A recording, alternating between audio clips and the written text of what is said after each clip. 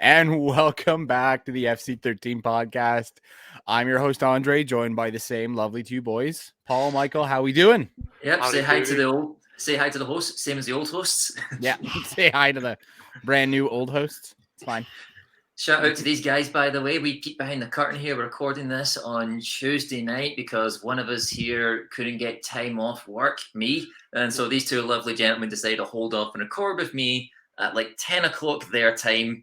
God bless time difference on that end. And very, very grateful they were able to do that for me.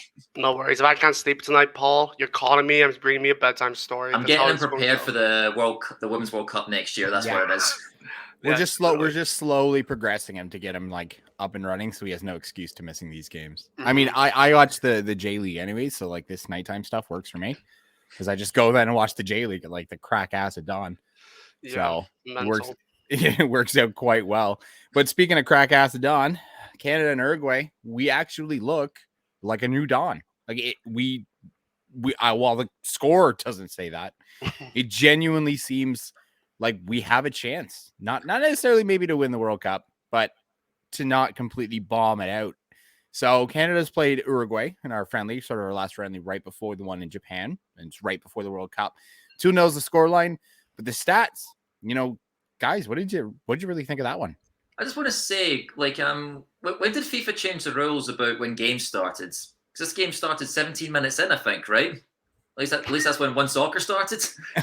One Soccer. Also, like I did. So someone how did I complain to? Because Uruguay started a goal up. Like my screen started working 17 minutes in. Like Uruguay with a goal up. When did that change? Like, oh yeah, you're trying to tell me that Canada conceded a free kick like really early on, and Uruguay scored from it. You tell me something stupid like that happened? I don't believe you. No chance that happened. Yeah, no, I mean, I think it was a good game for Canada. The fans were hard on them, and I think at moments it was deserved. I think the Borjan goal, so not the Borjan goal because he let it in the first goal. Sorry, the free kick goal. I would like to see a bit more of an effort from Borjan. It was maybe a rough one to let in, and the second goal, I think I wanted to see a little bit more aggression from Alistair Johnston. But at the end of the day, it's Uruguay, right? So we played this team 5 years ago. We're losing 5, 6, 7-0. We were able to keep them down to 2-0, and we kept the pressure on. We had chances to score.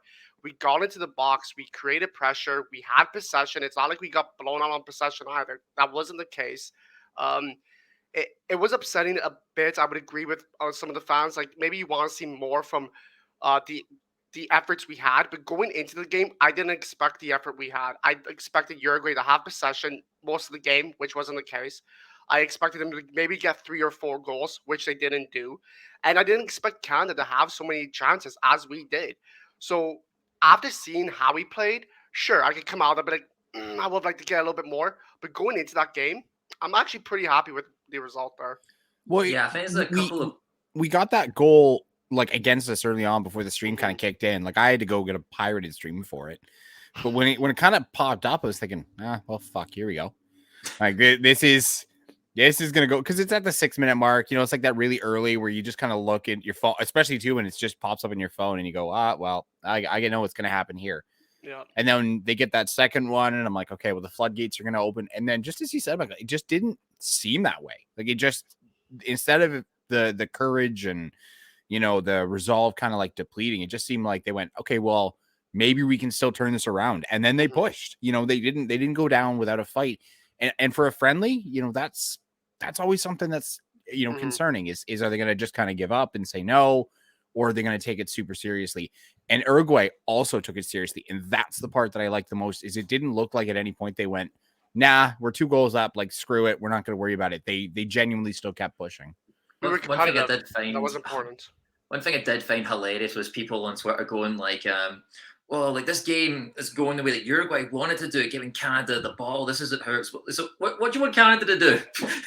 do you want the two teams to just boot the ball at each other? It's like you're watching like Aussie rules or something. Like, what do you want them to do? They're just going for field goals from either side. They're just bombing them back and forth. I'd much rather see Canada on the ball. Like, how do you officially like make a counter attack? Yeah. I'm not really. I'm never too concerned about results when it comes to friendlies, unless it's like something very eye-opening. But this also wasn't the case. That the way they played was very eye-opening. They tried to play a lot out the back, which didn't always work, but like I'm a big fan of teams playing out at the back. I think, like why boot the ball up and you're probably going to lose possession when you're more chance keeping a hold of you playing out the back. So it's good to like have those teething problems against Uruguay to work that out. There's also a lot of pace in this Canada defense. Oh yeah. Like, Well, you look at Johnson, Adakubi, Miller's not that slow. There's a lot of Boyan. Look at how fast he is. Like him it's the sweatpants. The sweatpants help. They help with aerodynamics. So he'll have those for guitar. They're just in the wash right now for guitar. A couple of players I thought could have maybe looked to do better going forward. I thought Larea could have done better. Yeah, I agree with that one. I think Johnson looks like he has that right back spot marked down. Like Larea and with Buchanan coming back, I don't really see a spot for Larea there. I'd rather have Buchanan, especially in the form he looks like he might be hitting. Yeah. Larin. I'm a big Kyle Larin fan, but I think this game might have like shown us the problems he's having with Bruges. Like he there was some chance that he wasn't able to like get that finishing touch off quite right. If he was up to full match fitness, who's to say he's not more instinctive when those shots come to him? Piet as well. He played well against Qatar. I didn't think he was really bad against Uruguay.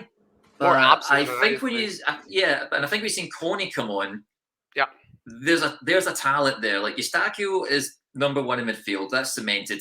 I will argue with anyone as well that he's like a top, like Canada's most important player in that team. I said it. And alongside him, like, so if we assume that Hutchinson's not going to be able to start because of match fitness, the other midfield options of Piet, Osorio, Mark Anthony Kaye, they're all playing at the same level as Coney anyway. And if Coney's playing, and like Coney's effectively a championship player, like it's inevitable. You look at the way he played that game. If he can keep playing well for Montreal as he has, he's going to have that big game experience in the playoffs. So he's going to have like high pressure situations going in. Yeah. Why not start him in the World Cup? We'll see, right? It was under Hutchinson. Hutchinson's probably not going to start. He has Hutchinson. I don't even know if we really need him to start because remember, he's the most experienced. Mm-hmm. He's not World Cup experienced. No, so sure. it would be different if he was our World Cup was closer and he was in it, and then he could be like, look, this is all of the pressures, but because that experience is going to be at the same level, I find that it's not going to really matter as much. But it is good to see. You're right. All those scenarios. I think this just actually helps having people in the Champions League because there is pressure there that you don't feel in the MLS. So having those people at least have that word of advice. The one thing I want to say, and I think every Canada fan should look at this game this way, is what's the difference between us and Uruguay? Uruguay is recognized as one of the best Canada's in the world, right? Like up north, and then if you go south a little bit, there's right. One's really big, one's really small. My point is finishing. They're not geographically done. Okay. What Canada needs to take away from this, not geographically, is where we're at in the FIFA rankings, right? Uruguay is considered one of the best in the world, maybe top 5, maybe just outside the top 5 in the world. And I believe Uruguay is one of the best tests we could have had because I believe they'll beat Belgium. I believe they would beat Croatia. So I think going up against Uruguay, how the performance we did, and we get to learn so much about what these top teams actually offer. We haven't seen a lot of that in Canada, but we can look at Uruguay and look as a team how fully sounded they are, right? Defensively, very little errors. Moving up the pitch, they looked good. And it shows the difference where we're at to where they're at. And that's where we want to be. Because defensively sound, all honesty, we didn't score because of their defense. They gave us no room in the box. They let us barely get into the box with a solid opportunity. Their defense won them that game, in all honesty. And that's something we need to look forward to. Defense wins games. Offense decides by how much. Like that's literally how it is.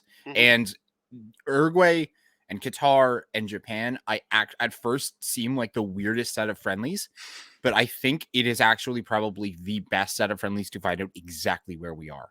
You have a powerhouse that's refreshed and rejuvenated with Uruguay. You have people who, while not pushovers, are by no means the strength in Qatar. And then you have the oddball, the black sheep that's always does better than what people expect. They might be Germany, by the way. Don't be surprised if they beat Germany in the World Cup. Again, I won't be. No, God, no. Yeah, it's a total scenario where that Japan game will give us, I think, a perfect indication of how far we should run. And 100% agree. we'll make a quick prediction after that one's done, and we'll see how close we are based on those 3 games. Thanks for watching. Make sure to check out the video here, or there, wherever it is, and make sure to subscribe and hit that notification bell so you don't miss out on any of our sweet Canadian content.